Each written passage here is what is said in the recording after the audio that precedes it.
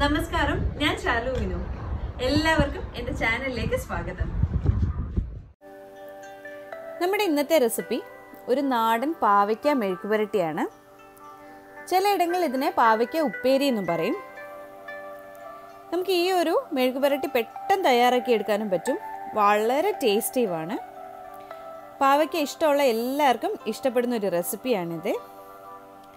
ഇതിന് വേണ്ടിയിട്ട് ഞാനിവിടെ 7 മീഡിയം സൈസ് പാവയ്ക്ക ഇതേപോലെ ചെറുതായിട്ട് കട്ട് ചെയ്തെടുത്തിട്ടുണ്ട്. ഒരു മീഡിയം സവാള സ്ലൈസ് ചെയ്തെടുത്തിട്ടുണ്ട്. കുറച്ച് തേങ്ങാക്കൊത്തും ഇതേപോലെ കട്ട് ചെയ്തെടുത്തിട്ടുണ്ട്. ഒരു 4 പച്ചമുളക് എടുത്തിട്ടുണ്ട്. ആവശ്യത്തിന് ഉപ്പ്, ഒരൽപ്പം മഞ്ഞൾപ്പൊടി. ഞാനിവിടെ ഒരു 1/4 ടീസ്പൂൺ മഞ്ഞൾപ്പൊടി ഇടുന്നുണ്ട്. ഇതിൽ മുളക് പൊടി ഞാൻ യൂസ് ചെയ്യുന്നേയില്ല. പച്ചമുളക് ഇട്ടിട്ട് നമ്മൾ ഈ മെഴുക്കുപുരട്ടി ചെയ്യുമ്പോഴാണ് ഇതിന് അത്ര ടേസ്റ്റ് വരിക. ഇപ്പം നിങ്ങളുടെ കയ്യിൽ പച്ചമുളക് ഇല്ലെങ്കിൽ പകരം മുളക് പൊടി ഇടാം.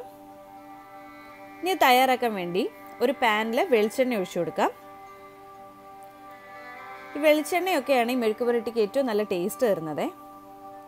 ഇനി നമുക്കിതിലേക്ക് എടുത്തു വച്ചിരിക്കുന്ന തേങ്ങാക്കൊത്തിട്ട് കൊടുക്കാം.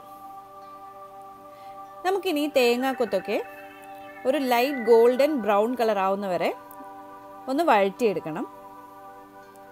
ഈ പാവയ്ക്ക മെഴുക്കുപുരട്ടിയിൽ തേങ്ങാക്കൊത്ത് നല്ല ടേസ്റ്റാണ്. നിങ്ങൾ ഇതുവരെ അത് ചെയ്തിട്ടില്ലെങ്കിൽ ഇനി ഇങ്ങനെ ചെയ്യുമ്പോൾ ഈ മെഴുക്കുപുരട്ടിയിൽ തേങ്ങാക്കൊത്തൊക്കെ ഒന്ന് ഇട്ട് നോക്കുക കേട്ടോ. ഇപ്പോൾ ഇതൊരു ലൈറ്റ് ഗോൾഡൻ ബ്രൗൺ കളർ ആയിട്ടുണ്ട്. ഇനി ഇതിലേക്ക് അരിഞ്ഞു വെച്ചിരിക്കുന്ന സവാള ചേർത്ത് കൊടുക്കാം. അതിനോടൊപ്പം പച്ചമുളകും ചേർക്കാം. ഇനി നമുക്ക് ഈ സവാളയൊക്കെ ഒന്ന് ചെറുതായിട്ട് വഴറ്റിയെടുക്കാം. ഇതങ്ങ് ഒരുപാട് വഴണ്ടു പോകേണ്ട ആവശ്യമില്ല. നമ്മൾ എന്തായാലും പാവയ്ക്ക ഇതിലിട്ട് എന്തായാലും മെഴുക്ക് പുരട്ടുന്നുണ്ട്. അപ്പോൾ അതുകൊണ്ട് ഇതൊന്ന് ചെറുതായിട്ട് വഴന്നു വന്നാൽ മതിയാവും. പാവയ്ക്കയുടെ കൂടെ കിടന്ന് സവാളയൊക്കെ വീണ്ടും നല്ലതുപോലെ ഒന്ന് വഴണ്ടോളും. അപ്പോൾ ഇതേപോലെ ആവുമ്പോൾ നമുക്കിതിലേക്ക് അരിഞ്ഞു വെച്ചിരിക്കുന്ന പാവയ്ക്ക ചേർത്ത് കൊടുക്കാം. ഇനി നമുക്കിതിലേക്ക് ആവശ്യത്തിന് ഉപ്പും ഒരൽപ്പം മഞ്ഞൾപ്പൊടിയും ചേർത്ത് കൊടുക്കാം. ഞാനിപ്പോൾ ഇവിടെ ഒരു 1/4 ടീസ്പൂൺ എടുത്ത് മഞ്ഞൾപ്പൊടിയാണ് ചേർക്കുന്നത്. അപ്പോൾ ഇതിൽ മഞ്ഞൾപ്പൊടിയൊന്നും ചേർത്തില്ലെങ്കിലും കുഴപ്പമില്ല. ഇനി നമുക്കിതെല്ലാം കൂടെ നല്ലതുപോലെ ഒന്ന് ഇളക്കി കൊടുക്കാം. ഈ തേങ്ങാക്കൊത്തും എണ്ണയും സവാളയൊക്കെ ഈ പാവയ്ക്കയിൽ നല്ലതുപോലെ ഒന്ന് മിക്സ് ആവുന്നത് വരെ നമുക്കിതൊന്ന് ഇളക്കി കൊടുക്കാം. ഇതൊരു മീഡിയം ഫ്ലെയിമിൽ വെച്ചിട്ടാണ് ഞാൻ ഈ പാവയ്ക്ക മെഴുക്കുപുരട്ടി ചെയ്യുന്നത്. ഇവിടെ ഇതിങ്ങനെ നല്ലതുപോലെ ഒന്ന് ഇളക്കിയിട്ട് നമ്മളൊന്ന് മൂടി വെച്ച് ചെറുതായിട്ട് വേവിച്ചെടുക്കുകയാണ് ചെയ്യുന്നത്. ഇത് ഒരുപാടങ്ങ് വെന്ത് കുഴഞ്ഞു പോകേണ്ട ആവശ്യമൊന്നുമില്ല കേട്ടോ.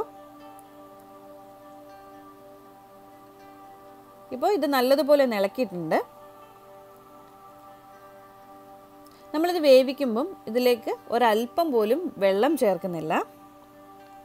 വെള്ളം ഒട്ടും ചേർക്കാതെ തന്നെ ഇത് മൂടി വെച്ച് ചെറുതായിട്ടൊന്ന് ആവിയിലാണ് നമ്മൾ വേവിച്ചെടുക്കുന്നത്. നിങ്ങൾക്ക് വേണമെന്നുണ്ടെങ്കിൽ ഈ പാവയ്ക്കൊക്കെ ഒരു 2 മിനിറ്റ് മൈക്രോവേവിൽ വെച്ചിട്ട് വേണമെങ്കിലും വേവിച്ചെടുക്കാം. അപ്പോൾ ഇത് മെഴുക്കുപുരട്ടി എടുക്കാൻ എളുപ്പമായിരിക്കും. അപ്പം ഞാനത് മൂടിയിട്ടുണ്ട്. വെള്ളമൊന്നും ഒട്ടും ഒഴിക്കാതെ ഇത് ഞാനൊന്ന് വേവിച്ചെടുക്കുകയാണ്. ഇതിപ്പോൾ ആവിയിലിരുന്ന് ഒന്ന് വെന്ത് വന്നിട്ടുണ്ട്. നമുക്കൊന്ന് തുറന്ന് നോക്കാം. ഇപ്പോൾ ഒരു പാവയ്ക്ക എടുത്തിട്ടൊന്ന് ചെക്ക് ചെയ്ത് നോക്കുക. അത് ആവശ്യത്തിനൊന്ന് വെന്ത് വന്നിട്ടുണ്ടെങ്കിൽ പിന്നെ അത് മൂടി വെക്കേണ്ട ആവശ്യമില്ല. നമുക്ക് തുറന്ന് തന്നെ ഇതൊന്ന് വഴറ്റി മെഴുക്ക് പുരട്ടിയെടുക്കാം. ഇപ്പോൾ തന്നെ നമ്മുടെ പാവയ്ക്ക മെഴുക്ക് പുരട്ടിയുടെ നല്ലൊരു മണമൊക്കെ വരുന്നുണ്ട്. ഇതൊന്ന് മെഴുക്ക് പുരട്ടിയെടുക്കാൻ ഒരല്പം സമയം എടുക്കും കേട്ടോ. ഞാൻ ഇതിലേക്ക് ഒരല്പം കൂടെ എണ്ണ ഒഴിച്ചു കൊടുക്കുകയാണ്. നിങ്ങൾക്ക് വേണമെങ്കിൽ വളരെ കുറച്ച് എണ്ണയിലും ഇത് ചെയ്യാം. പക്ഷേ എനിക്ക് ഇതിൻ്റെ കൂടെ ഒരല്പം എണ്ണ കൂടുതൽ ഒഴിച്ചു കൊടുത്താൽ ഇത് കുറച്ചുകൂടെ നല്ല ഫ്രൈ പോലെ വരും. അങ്ങനെ എനിക്ക് പാവയ്ക്ക ചെയ്യുന്നത് വളരെ ഇഷ്ടമാണ്. അപ്പോൾ നമ്മുടെ പാവയ്ക്ക മെഴുക്ക് പുരട്ടിയൊക്കെ ഇതേപോലെ കുറേ നേരം നമ്മൾ എണ്ണയിലിട്ട് നമ്മൾ ഒന്ന് മെഴുക്ക് പുരട്ടി എടുത്തിട്ടുണ്ട്. നല്ലൊരു മണം വരുന്നുണ്ട് ഇപ്പോൾ. പാവയ്ക്ക നിങ്ങൾക്ക് ഇഷ്ടമാണെങ്കിൽ ഈ രീതിയിൽ തീർച്ചയായിട്ടും ഇനിയൊന്ന് പാവയ്ക്ക മെഴുക്ക് പുരട്ടി ചെയ്ത് നോക്കണേ. ഇപ്പോൾ പെർഫെക്റ്റ് ആയിട്ട് വന്നിട്ടുണ്ട്. നമ്മുടെ ഈ തേങ്ങാക്കൊത്തും ഉള്ളിയും പാവയ്ക്കയൊക്കെ നല്ലതുപോലെ ഇതിൽ വഴണ്ട് നല്ലൊരു മണവും നമ്മുടെ ആ വെളിച്ചെണ്ണയുടെ മണവും ടേസ്റ്റും ഒക്കെ ഇതിൽ വരുന്നുണ്ട്. ചൂട് കുത്തരി ചോറും ഈ ഒരു പാവയ്ക്ക മെഴുക്ക് പുരട്ടി ഉണ്ടെങ്കിൽ വേറെ ഒരു കറി ഇല്ലെങ്കിലും നമുക്ക് എത്ര ചോറ് വേണേലും കഴിക്കാൻ പറ്റും. അപ്പോൾ എന്തായാലും നിങ്ങൾ ഈ രീതിയിൽ ഒരു തവണയെങ്കിലും പാവയ്ക്ക മെഴുക്ക് പുരട്ടി ഒന്ന് തയ്യാറാക്കി നോക്കുക. ഇഷ്ടമായാൽ എൻ്റെ ചാനലൊന്ന് സബ്സ്ക്രൈബ് ചെയ്ത് ലൈക്ക് ചെയ്ത് ഷെയർ ചെയ്യണേ. പിന്നെ എങ്ങനെ ഉണ്ടായിരുന്നു എന്ന് നിങ്ങളൊന്ന് ചെയ്ത് നോക്കിയിട്ട് എൻ്റെ കമൻറ്റ് ബോക്സിലൊന്ന് കമൻറ്റ് ചെയ്യാൻ വേണേ.